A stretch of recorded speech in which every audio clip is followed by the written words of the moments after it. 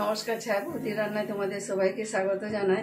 আজ আমি তোমাদের বানিয়ে দেখাবো চিংড়ি মাছের জলটোবা। তো এই রেসিপিটা আশা করি তোমাদের খুব ভালো লাগবে।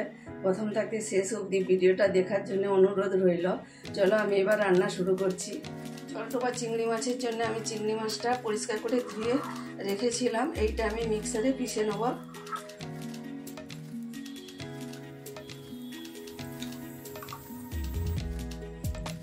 চিংড়ি মাছটা আমি পেস্ট করে নিয়েছি, এর মধ্যে কোনো কিছু জল টল দিইনি।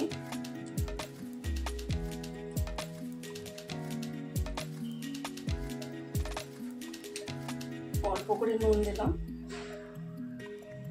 আদা রসুন বাটা, অল্প কাঁচা লঙ্কা বাটা, অল্প সরষের তেল দেবো। এইটা ভালো করে ফেটে নেবো।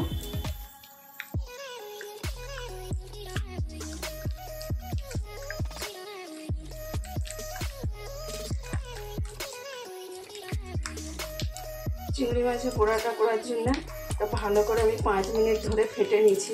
তারপর যত ফাটবে তত পোড়াটা খুব সুন্দর নরম হবে। তো আমার ফাটা হয়ে গেছে, আমি এবার জলের মধ্যে দেবো। বানানোর জন্য জলের দরকার, তো জলটা আমি আগে থাকতে বস করে দিয়েছিলাম। তো জলটা এখন ফুঁক ধরে গেছে, তো আমি এবার এক এক করে মশলাগুলো দিয়ে দেবো। 1/2 চামচ হলদি গুঁড়ো, 1/2 চামচ লঙ্কা গুঁড়ো, আর 1 চামচ জিরে গুঁড়ো,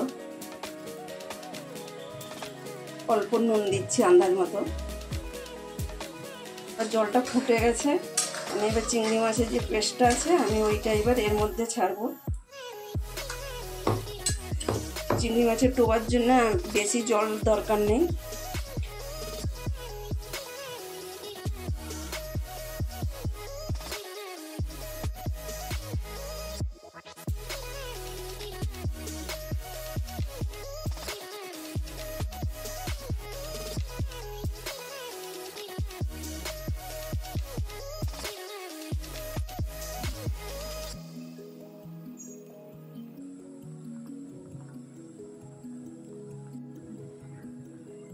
চিংড়ি মাছের যে জলটোবাটা এইটা 5 থেকে 7 মিনিট অবধি আমি ফুটাবো।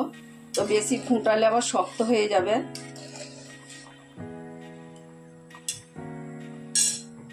এর মধ্যে আমি অল্প ধনিয়া পাতা কুচনো দিয়ে দিচ্ছি, আর অল্প গরম মশলা দিয়ে দিচ্ছি।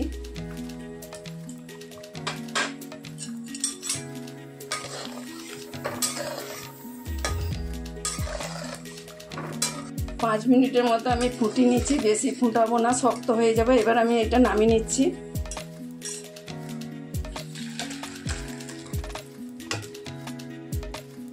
আমি কড়াটা গরম করতে দিয়ে দিচ্ছি। এবার সরষের তেল দেবো।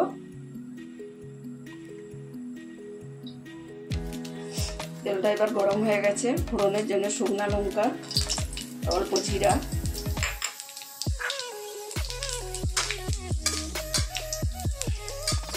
এবার পেঁয়াজ কুচনো দিয়ে দিলাম।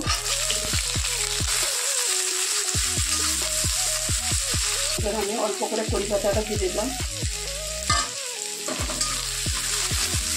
পেঁয়াজটা লাল করে ভাজা হয়ে গেছে, তো আমি এবার গ্যাসটা বন্ধ করে দিচ্ছি।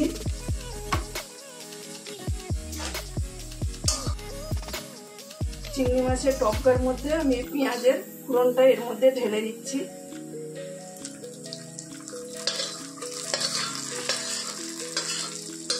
এটা সাদা তেলও করা যায়, সরষের তেলও করা যায়। তো সরষের তেলে করলে বেশি টেস্ট হয়।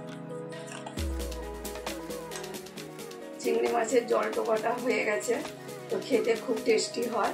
তো তোমরা অবশ্যই ঘরে বানিয়ে দেখো। তো কেমন লাগে আমাকে কমেন্ট করে জানাও, লাইক শেয়ার করো। যেসব বন্ধুরা এখনো অবধি সাবস্ক্রাইব করো না তারা অবশ্যই সাবস্ক্রাইব করো, আমার পাশে থাকো।